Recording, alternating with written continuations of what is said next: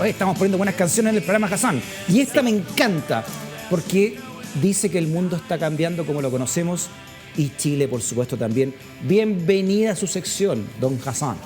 Muchas gracias, como siempre. Y como corresponde, lo presento con nuestra gráfica de Chile, según acá.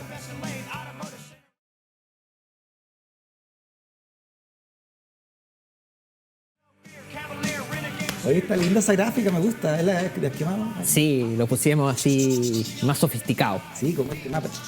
¿Usted hacía crucigramas cuando chico? Sí, claro, divertido. Había unos que tenían como 5.000 piezas, así como unas piezas chiquitas.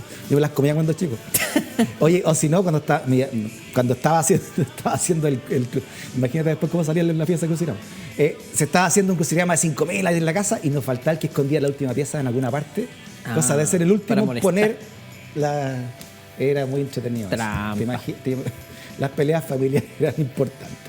Ya, dicho esto, don Hassan. Peleas familiares. A propósito, le dejé el pase. Sí, hoy día vamos a hablar de una gran pelea familiar. ¿Ya? Que está no primaria, sino la consulta ciudadana de lo que en la Constituyente fue la lista de apruebo sin dignidad. Ya, así le pusieron entonces consulta ciudadana, porque no es legal, pues, cualquiera puede votar. Claro, como recriminó tanto Carlos Maldonado, no llegaron en al este CERVEL. programa Carlos Maldonado lo juró por esto, hasta cantó yo creo, ¿no? No, yo no voy a ir a esas primarias, no, son maquinaria de los partidos, yo estuve dispuesto a la otra, y ahí está. Ahí lo vimos nosotros en el debate, ¿no? Ahora se llama una consulta. A la primaria nunca, a la consulta sí. Oiga, ¿iba a ser por internet? Parece que no, parece que todo presencial ahora. Es presencial. muy complejo organizar una cosa así sin la ayuda del CERVEL. O sea, uno podría votar en esa primaria. Cualquiera puede votar, ¿no? Cualquiera, incluso militantes de otros partidos, porque no... Exactamente, no hay ningún inscritos. control. Claro. Y puesto que, como hemos conversado acá, la tesis de algunos jadwistas es que la victoria de Boric en parte responde a la votación de concertacionistas que metieron en la primaria de apruebo dignidad. Claro. Ahora ellos dicen, nosotros vamos a meternos en la primaria de la concertación para votar para don Carlos Maldonado, para perjudicar la concertación como ellos perjudicaron supuestamente a Daniel Jadwe. Muy bien, dicho esto entonces, vámonos con el primer versus que nos trae Hassan acá.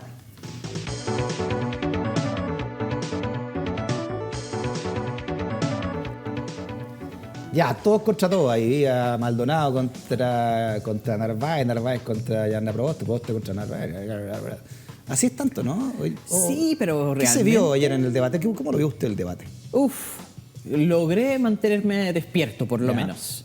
Bien tarde la cuestión y al final no hay muchas diferencias, al final en términos programáticos, ¿no? Entonces es mucha cuestión de personalidades, los periodistas jugando un rol demasiado protagónico, criticando, sí, porque termina siendo como los periodistas los que están haciendo el argumento de la UDI, o de los empresarios, no, ahí está Canal 13, propiedad de Andrónico Luksic, que ahí tiene sus periodistas haciendo preguntas para defender a los empresarios. ¿Cómo que ustedes van a subir el salario mínimo? ¿Qué va a pasar con los pobres pymes? Claro, obvio. Que la pregunta obvia cuando uno habla del salario mínimo es, ¿ustedes podrían vivir con el salario mínimo de menos de 500.000 pesos? Que si uno está ganando eso con una familia promedio chilena de 3 o 4 hijos, eso nos permite salir de la pobreza.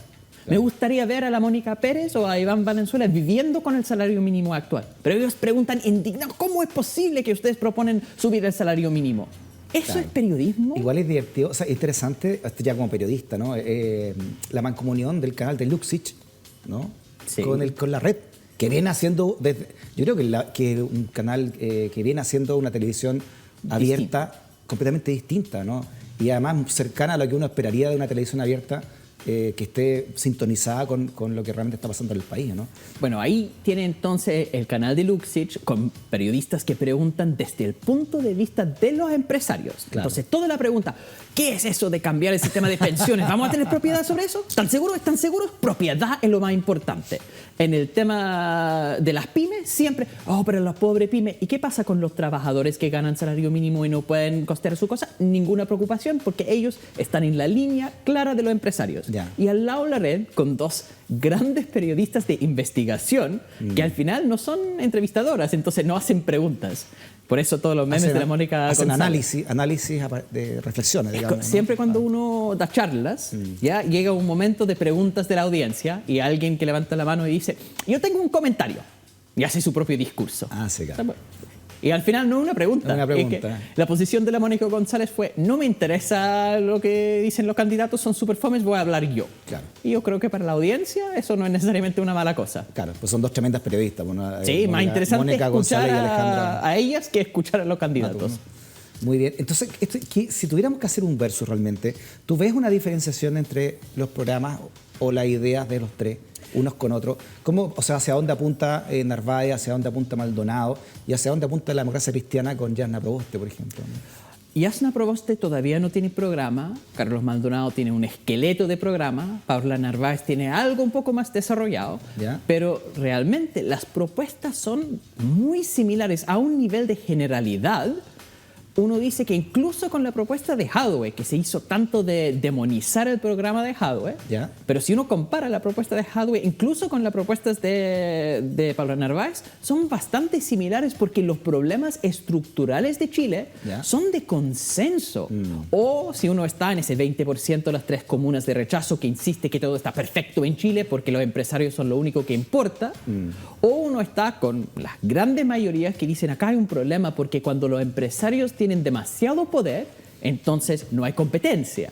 No hay ningún tipo de mercado real, porque eso es puro monopolio y genera entonces malos resultados. Necesitamos más regulación estatal para hacer que esa cosa empiece a crecer como hacía antes. Entonces, en esa visión, las reformas estructurales con un mayor papel del Estado están en todas las propuestas. ¿Cómo asumen estos tres candidatos el pasado de la concertación, ¿no? Son los tres, más el PPD. Ahora el PPD va dividido, ¿no? Están divididos ahí entre el PS, entre Narváez y Jasna Proboste. La posición oficial del PPD desde su consejo es que van a apoyar a la Paula Narváez. Ya. La realidad del PPD es que están apoyando todas sus figuras importantes a la Jasna Proboste. Perfecto. Oye, ¿quién ganó, quién perdió entonces? Para pasar al otro versus de este debate. Es una buena pregunta. En una primaria, la persona que tiene mayor conocimiento, que está en las encuestas arriba, es la persona que puede perder. Eso es lo que pasó con Daniel Jadwe y Gabriel Boric, ¿no? Gabriel Boric tenía muy bajo conocimiento en comparación con Jadwe, baja posición en las encuestas y evidentemente ganó. Y ganó contundentemente, porque si uno va y pregunta incluso a los jadwistas, los que estaban apoyando, vieron el debate y dijeron, perjudicaron a nuestro candidato, tenían una serie de explicaciones, pero nadie dudó que ganó Gabriel Boric. Eso es el tipo de victoria que uno necesita para imponerse. En una cuestión de debate solamente puede perder la persona que está en primera posición. Lo que pasó ayer fue más bien un empate. No lograron imponerse ninguno de los candidatos y por ende gana la Jasna, porque ella es la persona que tiene espacio para perder. Perfecto. Escuchemos algunas cosas, ¿no? Vayamos arrogando y vamos analizando con el debate según acá. Ahí está. Yo le quiero agradecer a la senadora Proboste su sacrificio de seguir manteniendo la presidencia del Senado. Pues hubiera preferido que lo hubiera hecho el 19 de mayo y hubiera estado en una primaria legal. Pero yo no era candidata, por favor. Yo ni siquiera era candidata. Hagamos lo siguiente, perdón. No aceptó arguyendo que no quería improvisar. Mira cómo estamos improvisando ahora, tratando de armar una primaria a pulso, digamos, perdiendo todo el espacio y la oportunidad de una primaria legal como corresponde.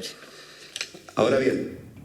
Ya Maldonado pobrecito jugó ahí a una carta muy buena en política que es el ataque, ¿no? O sea, usted dijo esto otro. Al comienzo del debate hicieron como las explicaciones, ¿no? La mini biografía de quién era cada quien. Y era muy importante porque nadie sabe quién es la Paula Narváez y nadie sabe quién es Carlos Maldonado, más que se quedó esperando fuera de Cervel. Los que somos estudiantes de la política nos interesa esos temas, sí sabemos que él fue ministro de Justicia, pero realmente si uno ve el nivel de conocimiento público, nadie tiene idea. Entonces era muy importante primero establecer quién es Carlos Maldonado y luego cuando entran y él dice gracias por la invitación, nunca he escuchado un candidato que de verdad quiere agradecer desde su corazón la posibilidad de estar ahí. Como, gracias, normalmente no me dejan entrar. Es una gran cosa. Tenemos una sección cada 15 días que se llama Sandón sin rodeo. Entonces viene Manuel José Sandón, el senador Sandón acá, a hablar de la política desde su punto de vista. Y decía que Maldonado no lo conoce nadie, tanto así que saldría en pelota, dice, al Paseo Humá y nadie lo tomaría en cuenta porque que se lo llevarían preso y nadie sabía quién es. Esta es la gran ventaja que tiene Maldonado, que realmente toda su historia como miembro del Partido Radical, como ministro en varios gobiernos concertacionistas, no es tan importante como su estatus como meme, como chiste, frente al bochornoso episodio de tratar de generar primarias legales, cosa que no funcionó, pero tampoco es tan importante. Al final, el proyecto país, las propuestas que tienen los candidatos son más importantes, y esa carta de decir, no, pero nadie me tomó en cuenta, funciona como chiste. Oye, pero algo no interesante, a propósito de todo eso de chiste, algo interesante está haciendo Maldonado, que está concitando simpatía, ¿no? Hay una campaña en internet incluso de apoyarlo. O sea, algo está produciendo Maldonado que tiene que crecer desde cero. O sea, que todo lo que logre es crecimiento. Exactamente. Bueno, sabemos que en el caso tanto de Sichel como de Boric, personas que tienen malos resultados en las encuestas pueden tener después buenos resultados en la práctica. Y claro, la jugada de Maldonado es desde las redes sociales, es ignorar toda su historia como político y enfocarse en esa nueva creación del Maldonado del momento, como la persona ignorada por las máquinas políticas. Perfecto. Y eso también se juega con toda esa cuestión de cultura pop, con la moto, con los memes. Bueno, me imagino que su estrategia entonces comunicacional era atacar a la más potente, que era Jasna Proboste, y Jasna Proboste en un momento le tuvo que responder, ¿no? Y esto fue lo que le dijo. Yo nunca esperé tener un alto honor de ser precandidata presidencial. Lo dije 2 días después de los resultados de las elecciones de constituyentes, de gobernadores, de alcaldes y alcaldesas en nuestro país, en que era tiempo de poder escuchar. Pero pareciera que aquí hay quienes permanentemente quieren utilizar un lenguaje que es agresivo. Agresivo con las mujeres, agresivo con los procesos de escucha, agresivo con los procesos de reflexión y con los tiempos de la ciudadanía. Claro, ahí usó la carta del feminismo también, que había sido con las mujeres. Yo creo que esa parte del debate no era tan interesante ni tan importante para la audiencia, porque esa pelea, no me incluyeron, si me incluyeron, es muy de la politiquería, ¿no? De la política chica. O sea, al final la capacidad o no de organizar una primaria no habla del proyecto país. Hay otras formas de interpelar a la Jasna Proboste por cómo ha sido su actuación en gobiernos anteriores, que es mucho más importante. Al final, la Jasna Proboste fue ministra de Educación. Hay un tema donde la destituyen, pero eso más bien una jugada de Chile Vamos. Pero antes de la destitución hay toda la reforma, ¿no es cierto?, de la educación chilena. Después de 2006, ¿no?, los pingüinos.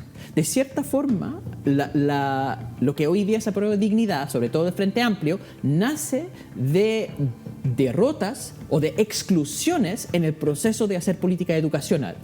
Sacan la ley orgánica constitucional, la LOCE de la educación, ¿cierto? Que necesitaban 4/7 porque fue parte de esos mecanismos de Jaime Guzmán para proteger el modelo. Y entonces, para conseguir el alto quórum, la concertación negocia con la derecha, acuerdo de manos alzadas, y ahí está la Jasna Proboste diciendo, hicimos todo lo posible para cambiar el modelo. Y los pingüinos, los estudiantes, dicen, no es suficiente. Claro, tanto que revienta el 2011 de nuevo. Exactamente. ¿No? Después de 4 años. Y después, en la nueva mayoría, tratan una vez más de hacer las reformas que querían los estudiantes en 2006 y una vez más quedan cortos. Perfecto. Y justo por eso nace entonces la interpelación fuera de la concertación.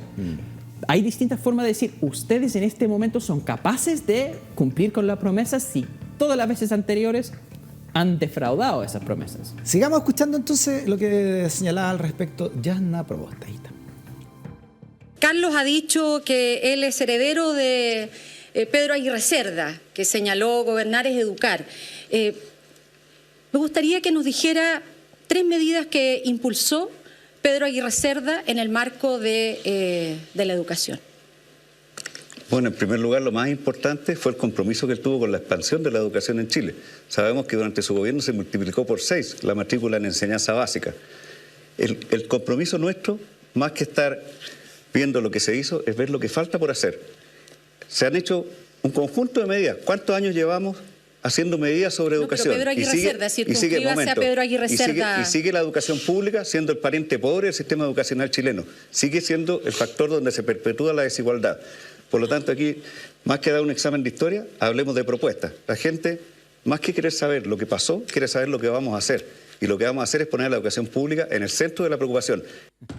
Primero hay que decir que gobernar y educar, la frase es de Valentín Letelier. La asume Pedro Aguirre Cerda, pero la frase le pertenece a la letra. Claro, hay al final la persona que lo populariza y lo ocupa como lema de Claro, su gobierno. exacto. Igual encuentro muy chistoso eso de preguntarle, pero sí, ¿quién es esa figura? Vamos a hacer educación popular, hablar del pasado. Es que Gonzalo Peralta dejaba una huella aquí cuando viene todos los lunes, ¿no? Sí, A clases de entonces historia. ahora la política chilena está aprendiendo de eso. Estamos Todos vamos a hacer aprendiendo de exámenes de historia. Oye, ¿qué es lo que significa entonces este enfrentamiento? Tú hablabas del Ministerio de Educación, que lo habíamos conversado, Hassan, la semana pasada. Era un coto de casa de la democracia cristiana desde el comienzo de la concertación en adelante, ¿no? Por todo lo que significó también el Ministerio de Educación, las platas que habían ahí, el negocio también de la educación que se empezó a cuajar, ¿no? Sí, el tema es que la Yasna Proboste, como ministra de Educación, jugaba un papel curioso, porque ella es la izquierda de la democracia cristiana, que tuvo, como explicamos la semana pasada, todas las peleas internas con Mariana Elwin, con todos los que querían lucro en la educación y querían defender su posición de educación neoliberal. Y ella, al final, logró ciertos cambios contra ese grupo, pero el tema es que los estudiantes querían mucho más, querían lo que hoy día se está proponiendo a prueba de dignidad. Muy bien. Pero el tema es que cuando ella tiene que defenderse frente a las críticas de los demás, en vez de decir, bueno, hice lo que pude frente a la oposición interna de grupos de poder en mi partido, hace causa común con esos grupos y se defiende como estoy orgullosa de todo lo que hicimos. Y ahí se nota el tema de las malas juntas, como dijimos. Yo te preguntaba cómo asumen la mochila, ¿no? De los casos CQM, como de la concertación, etcétera. Tiene que ver con el siguiente versus en Chile, según acá.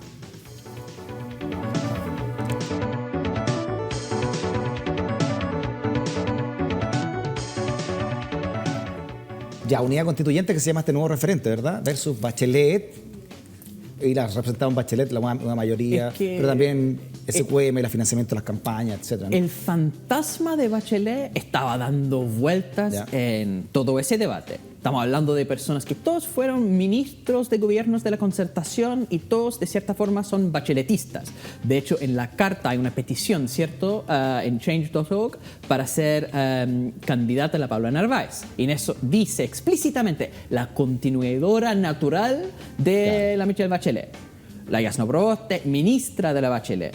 También Maldonado, todos al final reivindicando el legado de Bachelet, a pesar de que fue un rotundo fracaso. Y es muy interesante que la Narváez después cuestiona a la Yasna. Dice, pero usted no fue suficientemente leal con el programa de la nueva mayoría, o por lo menos el partido, la democracia cristiana, no fue leal con eso. Y la Yasna cuadra con su partido. Cuadró con el partido, porque obviamente el partido no fue leal, ¿no? Mira lo que dijo Ignacio Walker como presidente de la ADC, que no había leído el programa, y Jorge Burgo, al mes que se había salido del Ministerio de Interior, dijo que se había descarrilado el gobierno, ¿no?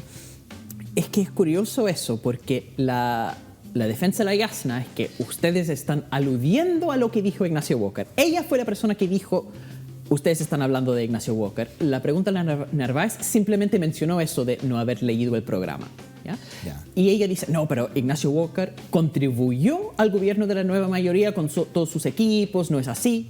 Mira. Y ella sabe muy bien que sí es así, porque incluso Jorge Pizarro, que es parte de su campaña, con todo el tema de la plata de SQM involucrada, pero es parte de la campaña de de la Yasna Proboste, y él dijo, el problema acá es que la democracia cristiana, el presidente de la democracia cristiana, Ignacio Walker, firmó un programa con el cual él no estaba de acuerdo. Eso dijo no ningún crítico de la ADC, sino lo dijo tal cual un miembro del comando de la Yasna. Entonces ella sabe que es así, pero ¿qué hace ella? Defiende a Ignacio Walker. Y eso a pesar de que en estas semanas Ignacio Walker, junto con Burgos, han salido a criticar a la Yasna. Porque la Yasna dijo, la Mariana Elwin, que ahora está criticando duramente una vez más a la Yasna. Que se fue a la derecha, ya salió de... Exactamente, que al final es una persona que es cómoda con eso de lucro en la educación. Claro. que es bastante razonable. La Yasna lleva tiempo criticando a la Mariana Elwin, que en algún momento dijo que se había organizado una encerrona de la juventud de la democracia cristiana contra ella. Como lo dijimos la semana pasada, ¿no? Recordamos ese episodio que Mariana Elwin dice que la ministra no le ha respondido, ¿no? Y la Mariana Elwin se va del partido, empieza a apoyar candidatos de la derecha, y cuando la Yasna, que es la candidata presidencial de la DC, sale para criticar a una persona que es ahora opositora política, sale tanto Burgos como Ignacio Walker para defender a la Mariana Elwin. Entonces, ¿de qué estamos hablando? Ahí está, pues, ¿no? Jorge Burgos, Ignacio Walker critican de injustas críticas de Proboste a Mariana Elwin. Claro, califican de injustas las críticas. Esto fue ahora recién, ¿no? Sí. El 28 de julio en Por este eso sitio es tan significativo que ayer, cuando la Paula Narváez cuestiona el actuar de la democracia cristiana en la nueva mayoría, que no leyeron el programa, que no fueron leales. Recordémosla, ¿no? Lo que pasó, lo que tú estás diciendo en el debate de anoche. Ahí está. Lo que pasó en el gobierno de la presidenta Bachelet, en el segundo gobierno del cual fui ministra 1 año 4 meses, quiero decirlo que claramente fue complejo que un grupo dentro de la coalición vinculado a la democracia cristiana desconociera sus compromisos con ese programa de gobierno. Algunos dijeron que no se habían leído el programa. Claramente ese fue un momento incómodo, un momento que no nos gustó como coalición y como gobierno, por supuesto. Sin embargo, a pesar de aquello, fuimos capaces de sortear esas dificultades. Claro. Y la Yasna responde a eso defendiendo a Ignacio Walker. Sí. Oye, que es interesante lo que tú dices, porque Yasna decidió defender un partido que nunca la ha defendido. Exactamente. Y lo conversamos la semana pasada. Bueno, recordamos la cita de Marta Larraechea cuando le decía hace poco, ¿no? Bueno, váyase al Partido Comunista, Yasna Proboste, no tiene nada que hacer acá, ¿no? Y tú recordaste que cuando ella fue destituida, tuvo incluso votos en contra o a favor de la destitución de la misma DC. ¿Ah? Y ahora tenemos el tremendo lastre para la Yasna, que es todo el tema de las platas políticas, ¿ya? Que ahí está el financiamiento ilegal de la política a través de las boletas ideológicamente falsas, ¿cierto? Que hacían los hijos de Jorge Pizarro. Exacto, que ahora quedaron en nada. Oye, se lo preguntó Mónica González. Recordemos esa pregunta y ninguno de los trae una respuesta muy clara. Mira. Senadora Proboste. Mónica. La presidenta de la Asociación de AFP, Alejandra Cox, dijo hace poco que la responsabilidad de las bajas pensiones eran del sistema político sin ninguna duda. El expresidente de la AFP Habitat y expresidente de la CPC dijo que el tema cascadas era vergonzoso porque afectó a las AFP principalmente, y dijo los empresarios han sido tibios a la hora de reprobar los que han cometido abusos. Se escudan en la necesidad de las investigaciones judiciales, pero cuando se confirman no adoptan ninguna decisión. Espero que cumpla la palabra el señor Ponce Lerú y le restituya a las AFP lo que les robó. La verdad es que tanto en los juicios por la Polar, que afectaron principalmente a las AFP, como en el caso Cascadas, que afectaron a las AFP, no ha habido ninguna reacción política. Y eso es principalmente porque ha habido financiamiento político ilegal. En el entorno de ustedes tres hay personas que han sido financiadas por Sokimich. La primera pregunta, señora Proboste, ¿cómo espera darle a la ciudadanía una señal de que eso no va a volver a ocurrir, de que no se va a volver a privilegiar la corrupción, los intereses, los conflictos de intereses en desmedro de la ciudadanía? Porque si sumamos las platas que se le han restado a los fondos de la AFP, son enormes. Claro, las respuestas fueron todas evasivas, ¿no? Pero no hubo respuesta, sobre todo en esta semana, cuando sabemos que el Ministerio Público no va a seguir con los casos judiciales contra los hijos de Pizarro. Enterró todo, ahí estaba, ¿no? Caso SQM, Fiscalía decide no perseverar en investigación por platas políticas contra Peña y Grillo, hijos del senador Pizarro y otros 31 acusados porque no hubo querella del Servicio de Impuestos Internos, donde está el señor Barraza, que puso un supuesto Michelle Bachelet y que ratificó Sebastián Piñera. Barraza no siguió perseverando y aquí se acabó todo. Sí. uno puede legítimamente sospechar de las razones por las cuales el Servicio de Impuestos Internos decide no querellar. Sabemos del director anterior, el Michel Llorat, que sí hubo presiones para no seguir con ese... Lo dijo Llorat sentado en esa silla, que había recibido presiones desde el Ministerio del Interior, en esos momentos, señor Peñailillo, para no seguir adelante con esta investigación. Entonces, sí, hubo con el director anterior ya declaradas presiones. Es razonable suponer que también con este director hay presiones para no seguir, porque no es conveniente para la clase política. Entonces, estamos en exactamente la misma situación de la impunidad y el encubrimiento de la corrupción y de las platas ilegales en política. Entonces, al final, estas tres personas son parte de la misma coalición que ha estado en esas redes de corrupción, y no hay ningún compromiso con romper con esa lógica, porque tienen las mismas personas adentro de sus comandos.